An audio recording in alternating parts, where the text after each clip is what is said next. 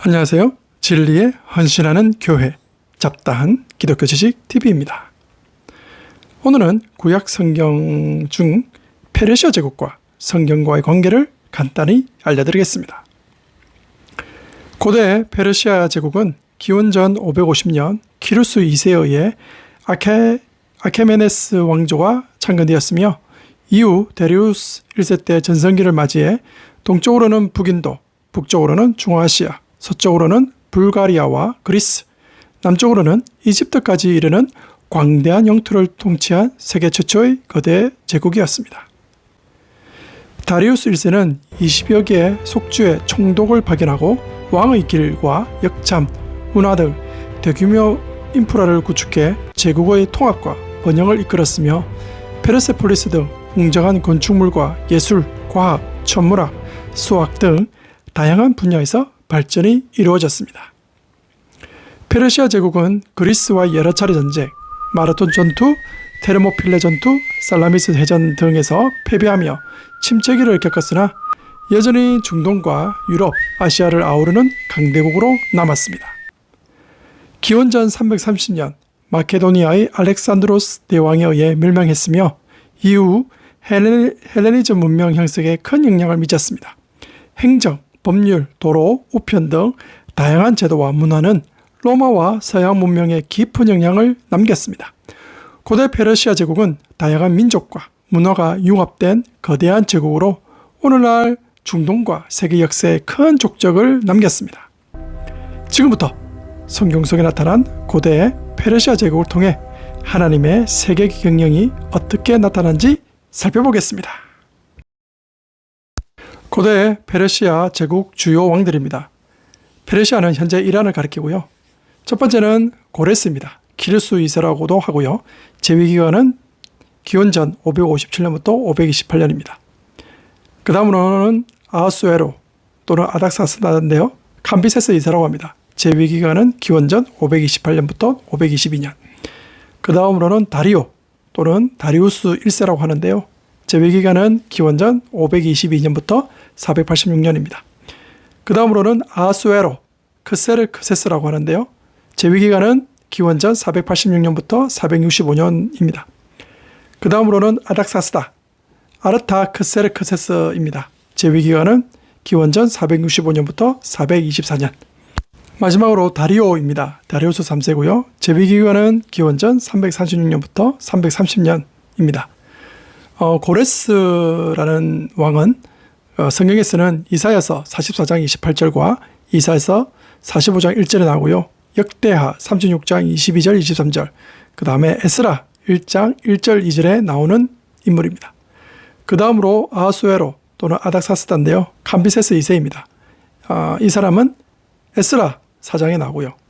그 다음으로 다리오 또는 다리우스 1세는 에스라서 5장 6장 그리고 학개서 1장과 스가랴 1장에 나오는 왕입니다.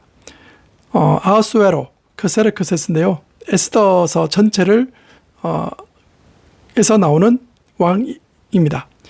그 다음으로 아닥사스다 아르타크세르크세스는 에스라 8장과 느헤미야서 전체에 나오는 인물입니다. 지금부터 각각의 왕들에 대해 자세하게 말씀드리겠습니다. 페르시아 제국 첫 번째 왕 고레스입니다. BC 550년경 고레스는 메대의 제후국 왕에서 반란을 일으켜 자신의 외할아버지인 메디아의 왕 아스티아게스를 물리치고 메디아 제국을 병합하여 페르시아 제국의 기틀을 다졌습니다. BC 547년경 소아시아 현재 튀르키예 서부죠. 강국이자 막대한 부를 자랑했던 리디아의 왕 크로이소스를 격파하고 수도 사르디스를 함락하며 에게해 연안까지 영토를 확장했습니다. BC 539년 메소포타미아의 심장부에 위치했던 바벨론 제국이죠. 바빌론의 수도인 바벨론을 정복하며 서아시아 세계를 통일하게 됩니다. 고레스는 전복지에 대한 관용과 포용의 정책으로 유명합니다. 그는 전복지의 전통, 종교 관습을 존중하고 파괴된 신전을 복구하도록 허용했습니다.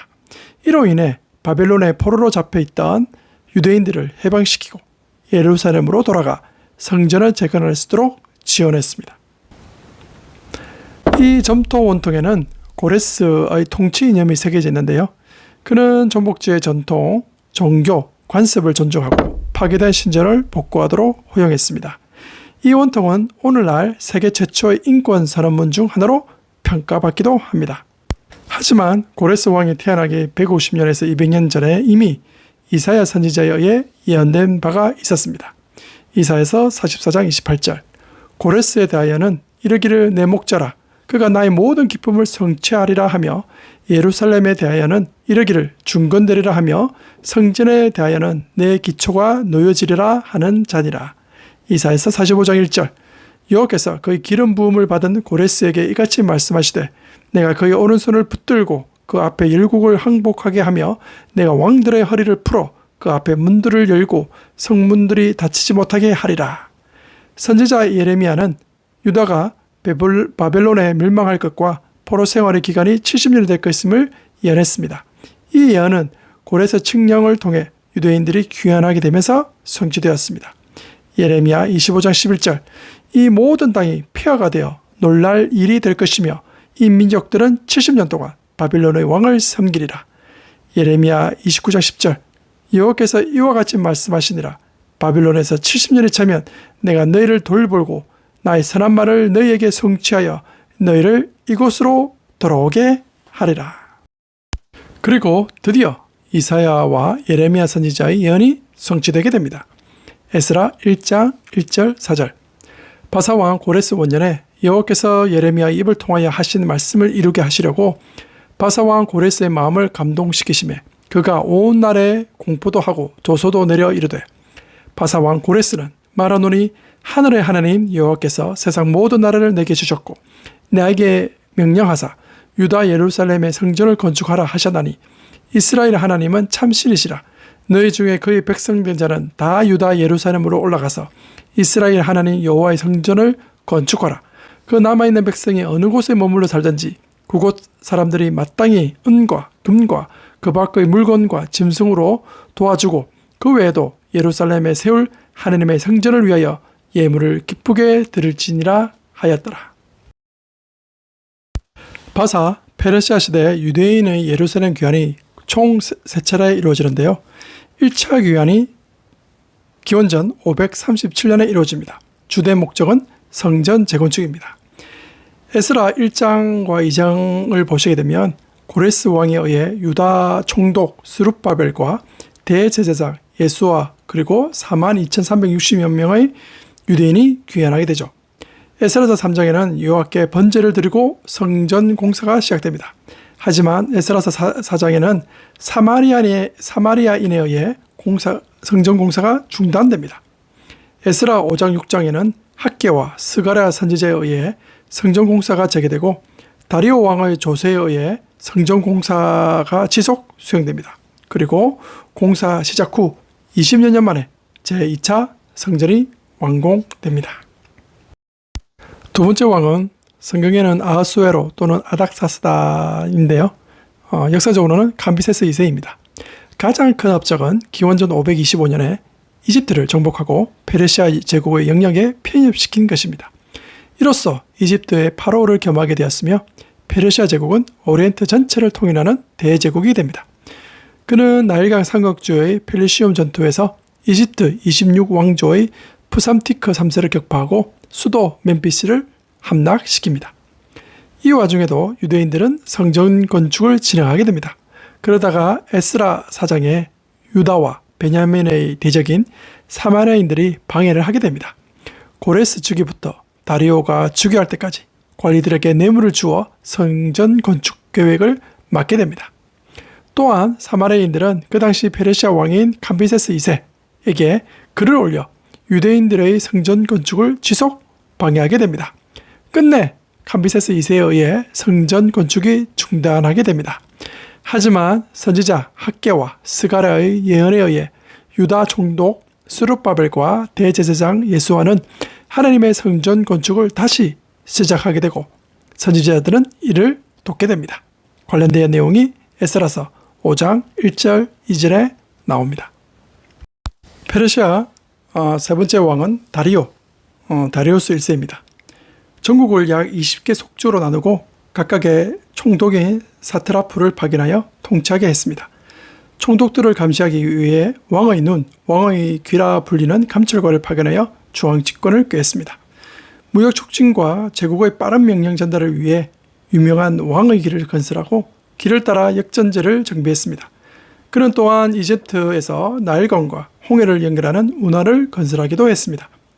통일된 화폐 제도를 확립하여 경제 발전을 촉진했고 공용어로는 아람어를 채택하여 행정의 효율성을 높였습니다. 동쪽으로는 인더스강 유역까지, 서쪽으로는 그리스 연안까지 영토를 확장하여 페르시아 제국의 판도를 최대로 높였습니다. 정복제의 다양한 문화와 종교를 존중하는 관용 정책을 펼쳤습니다. 이는 유대인들의 성정 재건을 지원하는 정책으로도 나타났습니다.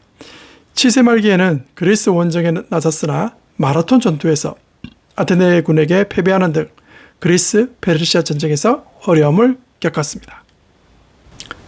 에스라 5장을 보면 선지자 학개와 스가랴의 예언으로 중단된 성전 공사가 재개됩니다. 이에 다른 지역 총독이 확인하고 성전 건축 재개 여부를 다리오 왕에게 편지를 써 묻게 됩니다. 편지 내용은 고레스 왕이 허락했다입니다. 에스라 6장에는 이에 다리오 왕이 확인해 보니 고레스 왕이 쓴 조서가 발견됩니다. 그리고 다리오 왕은 명령을 내립니다. 하나님의 성전 건축을 하게 하고 그곳에서 낸 세금의 일부를 건축에 필요한 경비로 주게 합니다. 또한 재물이 필요하면 예루살렘 제사장이 요구한 대로 수송아지, 순양, 어린 양 및 밀, 소금, 포도주, 기름도 제공케 시킵니다. 그래서 드디어 다리오 왕 즉위 6년 후 BC 516년 예루살렘 제2성전, 수르바벨 성전이죠. 예루살렘 제2성전이 완공됩니다.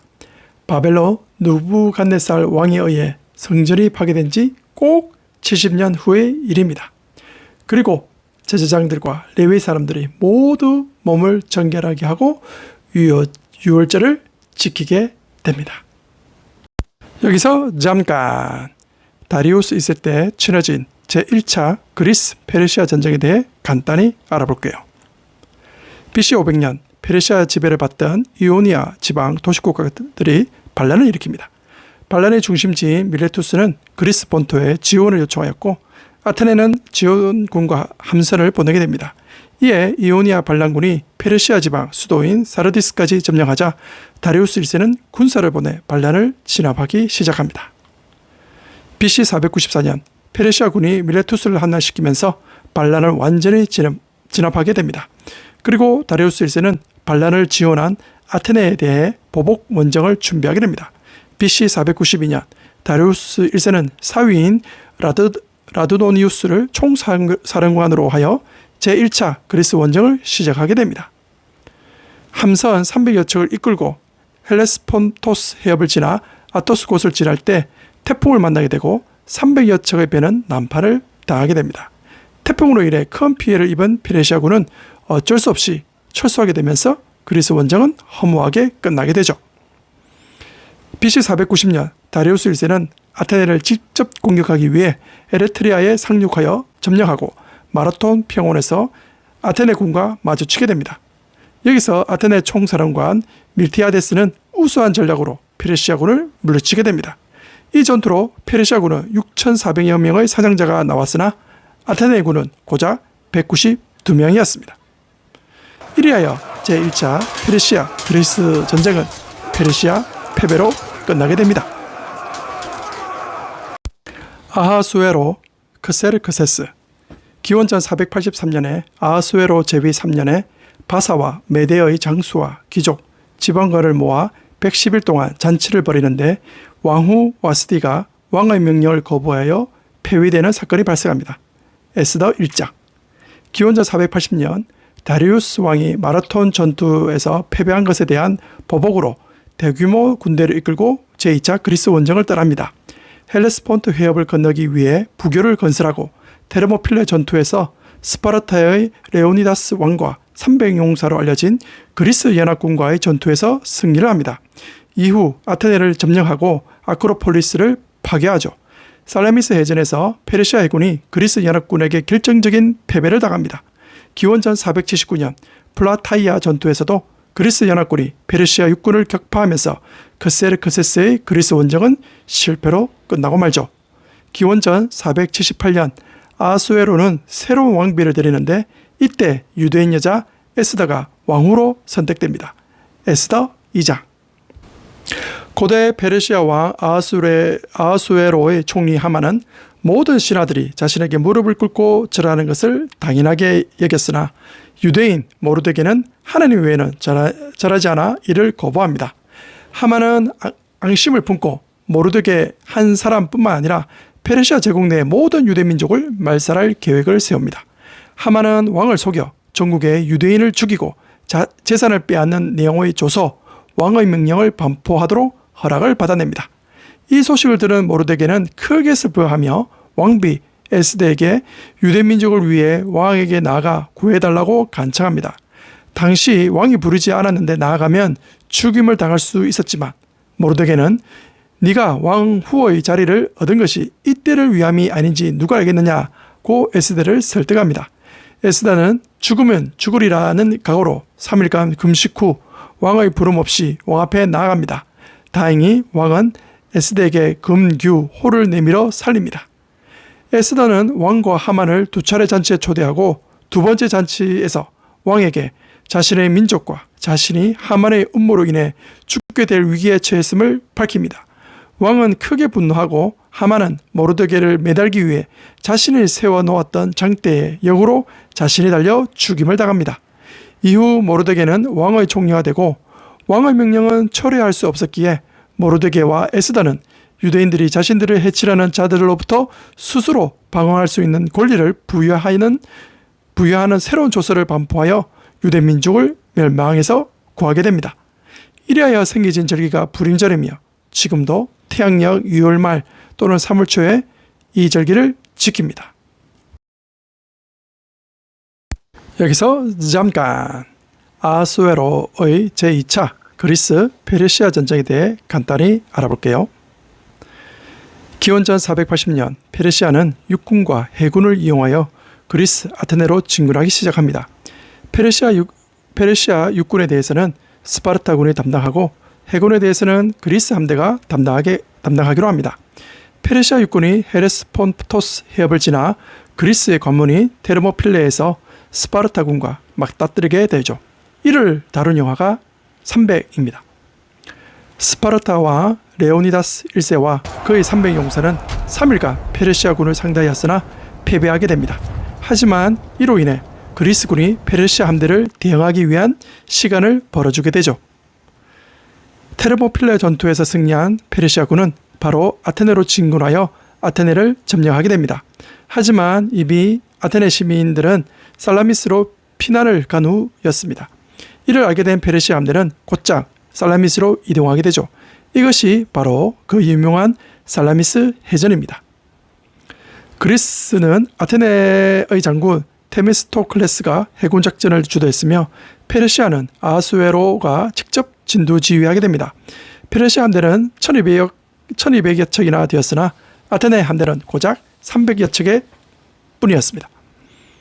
아테네 장군 테미스토클레스는 페르시아 왕에게 거짓 정보를 흘려 페르시아 함대를 해협으로 유인하는 기만 전술을 사용하게 됩니다.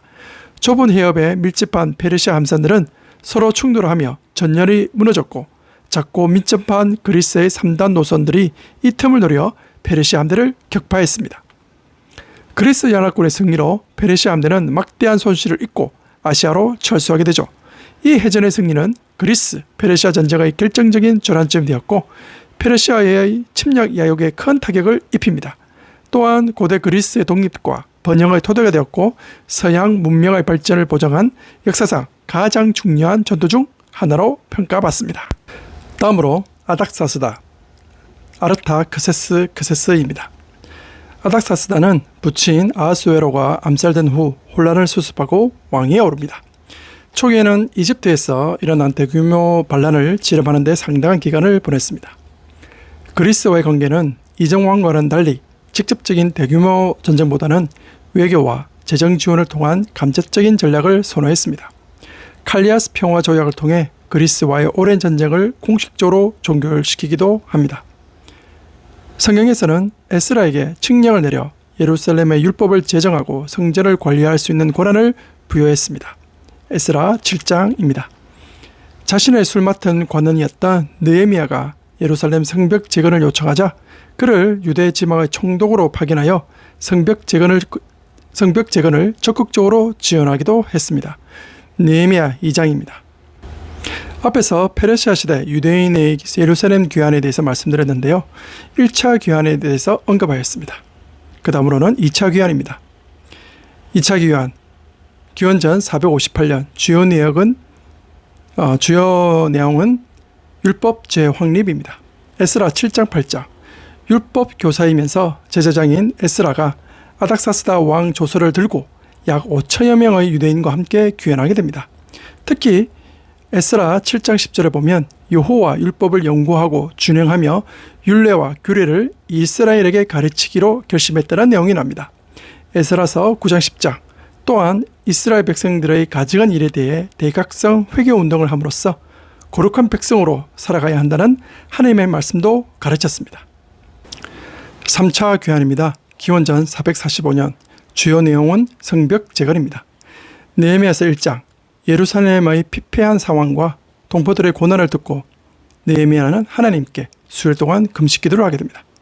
느헤미야서 2장 3장 페르시아 아닥사스다 왕의 술 맡은 관원이었던 느헤미야는 왕의 조서를 들고 유대 총독으로 부임하여 성벽 재건을 시작하게 됩니다. 느헤미야서 4장 7장 외부의 방해로 인해 한 손에는 연장을 다른 한 손에는 칼을 들고 대처하고 내부에서는 부자들의 고리대금으로 고통받는 가난한 자들을 위한 구제 역할을 수행하게 됩니다. 느헤미야에 대한 음모도 있었으나 지혜롭게 대처한 끝에 공사 시작 후 50일 만에 성벽 재건이 완성하게 됩니다. 느헤미야서 8장 13장 학사 에스라와 함께 율법책을 낭독하고 그 뜻을 해석하게 되죠. 유다 백성들이 금식 기도하며 죄를 자복하는 대각성 운동이 일어나게 됩니다. 3차 귀환의 의의는 첫 번째가 성벽 재건으로 외부 공격으로부터 도시를 방어하되고 두 번째는 유대 공동체 행정 질서 확립하고 사회적 불의를 해소하기 위해서입니다. 세 번째는 제사장 나라로서 신앙 공동체 확립을 그 의의로 보시면 되겠습니다. 마지막으로 페르시아의 마지막 왕 다리우스 3세입니다. 이수수 전투 다리우스 3세는 알렉산드로스에 맞서 대군을 이끌고 이수수에 도착하였으나 좁은 지형에서 알렉산드로스의 기동력과 전술에 밀려 대패하고 전장에서 도주하게 됩니다. 가우가멜라 전투 다리우스 3세는 수적 우위를 바탕으로 넓은 평원에서 승부를 걸었으나 알렉산드로스의 쐐기형 돌파 전술에 의해 결정적으로 패배하게 됩니다. 다리우스 3세는 부하의 배신과 살해를 당함으로써 200여 년간 이어져온 페르시아 제국은 끝이 나게 됩니다. 그달 20날 날에 이스라엘 자손이 다 모여 금식하며 굵은 베옷을 입고 티끌을 무릅쓰며 모든 이방 사람들과 절교하고 서서 자기의 죄와 조상들의 허물을 자복하고 이날에 낮 4분의 1은 그 제자리에 서서 그들의 하나님 여호와 율법책을 낭독하고 낮 4분의 1은 죄를 자복하며 그들의 하나님 여호와께 경배하는데 레위 사람 예수아와 바니와 감미엘과 스바냐와 분니와 세레바와 바니와 그나니는 단에 올라서서 큰 소리로 그들의 하나님 여호와께 부르짖고 또 레위 사람 예수아와 감미엘과 바니와 하삼니아와 세레바냐와 소디아와 스바냐와 부다이냐는 이르기를 너희 무리는 마땅히 일어나 영원부터 영원까지 계신 너희 하나님 여호와를 송축할지어다. 주여 주의 영화로운 이름을 송축하올 것은 주의 이름이 존귀하여 모든 송축이나 찬양에서 뛰어남이니이다. 오직 주는 여호와시라. 하늘과 하늘들의 하늘과 1월 성신과 땅과 땅 위의 만물과 바다와 그 가운데 모든 것을 지으시고 다 보존하시오니 모든 천군이 주께 경배하나이다.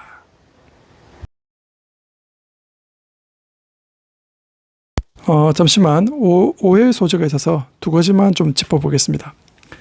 앞에서 말씀드린 것처럼 고대 페르시아 제국 주요 왕들 중에 아하수에로 또는 아닥사스다를 역사적인 인물로는 캄비세스 2세입니다. 근데 뒤쪽에 가면 아하수에로 해서 크세르크세스가 있고요. 또 아닥사스다, 아르타크세르크세스입니다. 이렇게 아하수에로나 아닥사스다가 중복돼서 사용하는 것에 대해서 좀 설명 좀 해드리겠습니다. 에스라 4장 6장에 보면 아하수에로가 나오는데요. 대부분의 학자들은 이 인물을 고레스, 다음 왕인 감비세스 2세로 봅니다. 유대인들이 성전 재건 건축을 할 때 대적자들이 건축 반대를 위해 고소장을 처음 올릴 때 제위했던 왕입니다. 그러다가 에스라 4장 7절에 보면 아닥사스다가 나오는데요.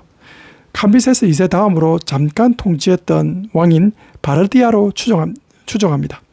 이 왕은 성전 건축을 공식적으로 중단시킨 인물로 나오죠. 에스라서 4장 23, 24절입니다. 그래서 일부에서는 아하수에로, 아닥사스다를 고유 명사가 아닌 고대 근동에서 사용된 왕의 칭호로 사용된 것으로 봅니다. 예를 들어 이집트 왕을 파라오로, 로마 황제를 가이사르처럼 말이죠. 그래서 성경에 쓰는 같은 칭호가 실제 다른 인물을 가리키는 경우가 발생합니다. 두 번째로는 다니엘서에 나오는 다리오 왕과 에스라서에서 나오는 다리오 왕과의 차이가 무엇일까요? 다니엘서에서의 다리오 왕은 다니엘서 5장 31절에 메대 사람 다리오라고 소개하면서 나이가 62세로 설명하고 있습니다. 그래서 메대 바사 제국 초기 인물로 고레스 왕 본인이든지 아니면 대리 통치자로 추정합니다. 그래서 이 사람은 다니엘을 총리로 세웠고 사자굴에 던져질 때의 당시의 왕입니다. 그러나 에스라서에서 나오는 다리오 왕은 중단된 성전 재건축을 다시 시작하도록 조서를 내린 왕입니다. 그래서 다리오 즉위 6년에 예루살렘 제2성전, 즉 스룹바벨 성전이 완공되죠.